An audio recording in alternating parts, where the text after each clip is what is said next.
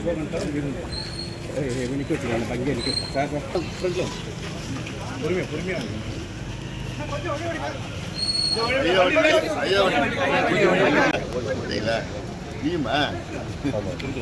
Hello ஆமாம் பக்கத்தில் அடிக்கிறோம். ஆமாம் ஆமாம் இங்கே தான் இருக்காரு. இருண்ணா வேட்பாளர் பண்ணலாம்.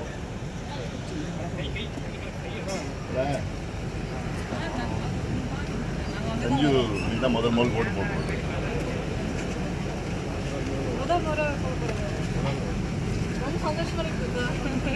அது மாம்பழம்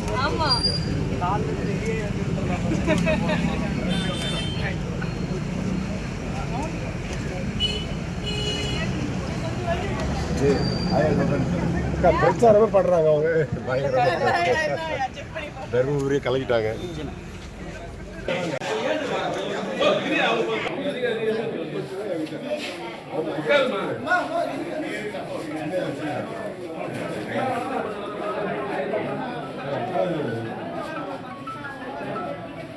நம்பர் 16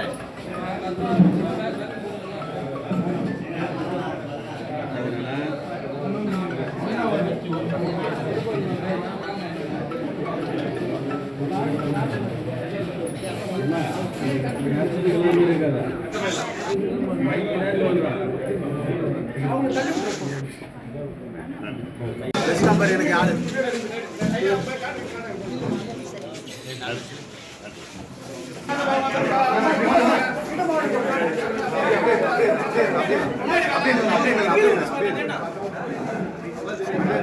ஓகே கேமரா பின்னாடி வேணா கேமரா பின்னாடி வேணா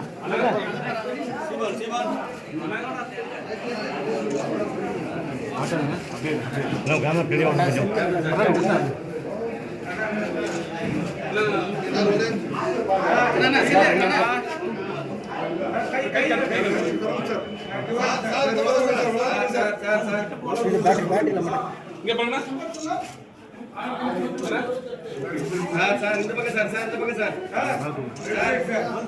ஊடக நண்பர்களுக்கு வணக்கம்.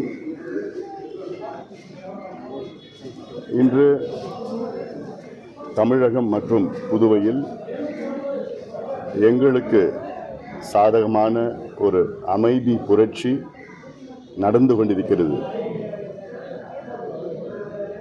தமிழகம் புதுவையில் 40 தொகுதியிலும் நாங்கள் மிகப்பெரிய வெற்றியை பெறுவோம். மக்கள் மனதிலே ஒரு மாற்றம் வர வேண்டும் என்று ஒரு ஆழமான ஒரு ஏக்கம் இருக்கிறது. நிச்சயமாக மிகப்பெரிய வெற்றியை தமிழக மக்கள் எங்களுக்கு தருவார்கள். பிரதமர் மோடி அவர்கள் 3வது முறையாக இந்தியாவின் பிரதமராக மிகப்பெரிய அளவில் வெற்றி பெறுவார். இது சித்திரை மாதம் மாம்பழம் சீசன்.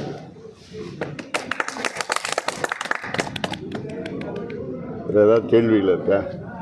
லோக்சபா தேர்தல் நடக்குது.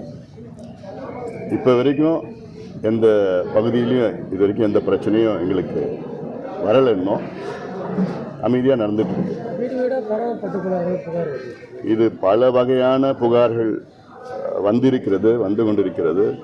அதெல்லாம் குறிப்பாக அரக்கோணம் தொகுதியில் கட்டுக்கட்டாக பணத்தை பிடிச்சிருக்கிறாங்க. அங்கே இருக்கின்ற அதிகாரிகிட்ட கொடுத்துருக்குறாங்க. நாங்களும் புகார் கொடுத்துருக்குறோம். ஆனால் எந்த நடவடிக்கையும் எடுக்கலை. தமிழ்நாட்டை ஆளுங்கட்சியை சார்ந்தவர்கள் ஆங்காங்கே அதிகாரிகளை வைத்து இந்த பணப்பட்டுவாடை தொடர்ந்து நேற்று இரவு கூட கொடுத்துட்ருக்குறாங்க. அந்த வகையில் அதிகாரிகள், ஏன்னா இப்போ அதில் பிரச்சனை என்னென்னா, அந்த அதிகாரிகள் 99 விழுக்காடு அதிகாரிகள் தமிழ்நாட்டின் சார்ந்த அதிகாரிகள் தான். அப்போ தமிழ்நாட்டு அரசுக்கு மேலே அவங்க நடவடிக்கை எடுக்க அவங்க தயங்குகிறார்கள், பயந்து கொண்டிருக்கிறார்கள். அதை தேர்தல் கமிஷன் அதை பார்த்து நடவடிக்கை எடுக்க வேண்டும். இன்னொன்று, தேர்தல் விதிகள் அதில் இன்னும் கொஞ்சம் தீவிரமாக இருக்கணும். சட்டங்கள் இன்னும் தீவிரப்படுத்தணும். ஏதாவது ஒரு வேட்பாளர் பணம் கொடுத்தா அந்த வேட்பாளரை தகுதி நீக்கம் செய்கின்ற அந்த அதிகாரம் சட்டம் வரணும். இன்னைக்கு அந்த சட்டம் இல்லை. அதனால் தேர்தல் விதிகள், தேர்தல் அந்த ரூல்ஸ் அண்ட் ரெகுலேஷன்ஸ் எல்லாமே கூடுதலாக இன்னும் அதிகமாக தீவிரப்படுத்தணும். அப்போ தான், ஏன்னா இந்த தமிழ்நாட்டில் பொறுத்த வரைக்கும் ஒரு மிகப்பெரிய ஒரு கலாச்சாரம் பண கலாச்சாரம் தான். இதுவே உத்தரப்பிரதேஷ், பீகார், மத்திய பிரதேஷ், வட இந்தியாவில் அப்படி எதுவுமே கிடையாது. ஓட்டுக்கு பணம் கொடுக்குற அந்த கான்செப்டே கிடையாது அங்கே. ஆனால் இங்கே ஒரு இயக்கமாக மாற்றிட்டாங்க, ஒரு மூமெண்ட்டாகவே மாற்றிட்டாங்க. இங்கே இது தவறான ஒரு இயக்கம். அது மக்களும் பழகிட்டாங்க, இவங்க கொடுத்து பழகிட்டாங்க. அதனால் நியாயமான முறையில் தேர்தல் நடக்கிறதுக்கு தமிழ்நாட்டில் வாய்ப்பு இல்லை. யார் பணம் வச்சுருக்காங்களோ அவங்களுக்கு ஒரு சாதகமாக கடந்த காலத்தில் நம்ம பார்த்துருக்குறோம். ஆனால் இந்த தேர்தலில் பொறுத்த வரைக்கும் யார் பணம் கொடுத்தாலும் சரி, பணம் கொடுக்கலனாலும் சரி, எங்களுக்கு வாக்களிக்க முடிவு செய்துட்டார் மக்கள். அதான் நான் தமிழ்நாடு முழுவதும் பார்த்துருக்குறேன். ஒரு அமைதி புரட்சி நடந்துகிட்ருக்கு. யார்கிட்ட போய் யாருக்கு ஓட்டு போட போகிறீங்க கேட்டாலும் அமைதியாக அப்படி சிரிச்சுக்கிட்டே போகிறாங்க. அதனால் இதிலிருந்து தெரியுது, ஏன்னா கடந்த 57 ஆண்டு காலம் இரு கட்சிகள் தமிழ்நாட்டை ஆட்சி செய்தது போதும் என்று ஒரு முடிவு மக்கள் வந்துட்டாங்க. அதுதான் இப்போ வருகின்ற தேர்தலை பிரதிபலிக்கும். சொல்லுமா? முதல் முறையா இந்திய பாராளுமன்றத்துக்கு ஓட்டு போடுறீங்க. என்ன ஃபீல் பண்றீங்க? ரொம்ப சந்தோஷமா இருக்கு. நான் சொன்ன மாதிரி நம்ம நாட்டில் முக்கியமான நிகழ்வுகள்ல நம்மளோட தேர்தலும் உண்டு. அதுல என்னோட பங்கீடு இருக்குன்னும் போது எனக்கு ரொம்ப சந்தோஷமா இருக்கு. அதுவும் ஒரு நல்ல கட்சிக்கு ஓட்டு போட்டிருக்கேன் அப்படின்னும் போது, விழுப்புரம் மாவட்டத்தில் எங்க ஊர்ல ஓட்டு போட்டிருக்கேன் போது அதோட ரொம்ப சந்தோஷம். எனக்கு தடவை போடும்போது கொஞ்சம் தயக்கமா இருந்துச்சு. ஆனா உள்ள போய் என்ன அப்பாலாம் போட்டுட்டு நல்லா ஹாப்பியா வந்தாங்க. அது வரைக்கும் ரொம்ப சந்தோஷம். ஒரு நல்ல பிரதமரை தேர்ந்தெடுக்க போறோன்ற மகிழ்ச்சி உங்களுக்கு இருக்கா? தாராளமா, கண்டிப்பா இருக்கு. விரைவில் தேர்தல் களத்தில் இறங்கிடுவீங்களா? அதெல்லாம் நான் எல்லா இடத்துலையும் சொல்றது தான். நான் இப்போ ஸ்டூடெண்ட், நான் ஒரு மாணவி. நான் என் மேற்படிப்புக்கு தான் பார்க்குறேன். அந்த அளவுக்கு இன்னும் முன்னிலே நான் யோசிக்கல அரசியலுக்கு வருவேனா இல்லையான்னு. அந்த அளவுக்கு எனக்கு ஐடியா இல்லையே.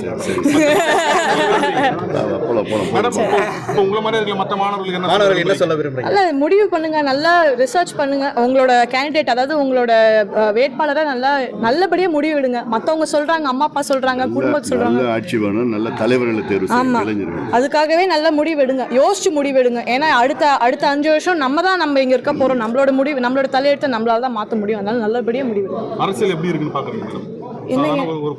ஒரு பார்வையாளரா, ஃபர்ஸ்ட் டைம் ஓட்டரா தமிழ்நாடு அரசியல் எனக்கு கேள்வி என்னங்க இது? ஏதோ நான் 10 வருஷம் ஓட்டு போட்ட வரையில ஒரு இதுல எப்படி அரசியல் எப்படி டெஃபினட்டா நிறைய மாற்றங்கள், அவர் சொன்ன மாதிரி மாற்றங்கள் நிறைய வேணும். யங்ஸ்டரா இன்னும் இப்ப இருக்கிற தலைமுறை, எனக்கு அடுத்து வர தலைமுறைங்களாம் நாங்க தான் இருக்க போறோம். பெரியவங்க இருக்க போறது கிடையாது. உங்களோட எதிர்பார்ப்புலாம் என்ன? எப்படி இருக்கணும் தமிழ்நாடு? எப்படி இருக்கணும் தமிழ்நாடு?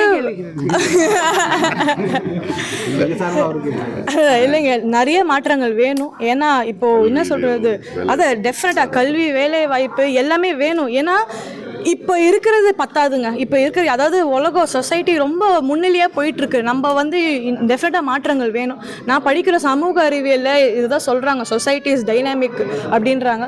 மாற்றங்கள் வந்துட்டே இருக்கும், ஆனால் நல்ல மாற்றங்களாக வந்துட்டே இருக்கணும். அதுதான் நாங்கள் வேண்டுறோம். அதனால் இந்த தேர்தல் கண்டிப்பாக அது ஒரு மாற்றத்தை கொண்டு வரும் நாங்கள் எதிர்பார்க்குறோம். எனக்கு அதுதான் வேண்டுதல், எனக்கு அதான் விரும்புகிறேன். நீங்கள் ஓட்டு போட மாதிரி எல்லாரும் ஓட்டு போடணும். ஒரு கண்டிப்பாக எல்லாருமே தாராளமாக ஓட்டு போடுங்க. அப்போ ஏன்னா ஓட்டு போடாமல் கம்ப்ளைண்ட் பண்ணுறது, என்ன சொல்கிறது, அது ஒரு சரியான விஷயம் கிடையாது.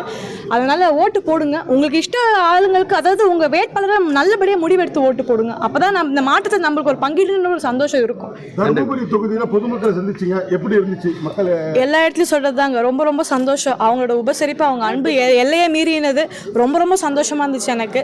ஒரு இடத்துலயுமே யாருமே மூஞ்சி தூக்கிட்டோ, மாற்றுக் கட்சி ஆளுங்களோ யாருமே மூஞ்சி தூக்கிட்டுலாம் போல. கண்டிப்பா எங்களால் முடிஞ்சதை நாங்க செய்யறோம்னு ஒரு நல்ல அன்பா வரவேற்றாங்க. அது வரைக்கும் ரொம்ப சந்தோஷம். ரொம்ப நன்றி. என்னங்க சொல்லணும்? இந்த ஓட்டு போட்டு சந்தோஷமா அவங்க நீங்க கேட்ட கேள்வி எதுவும் கேட்கல.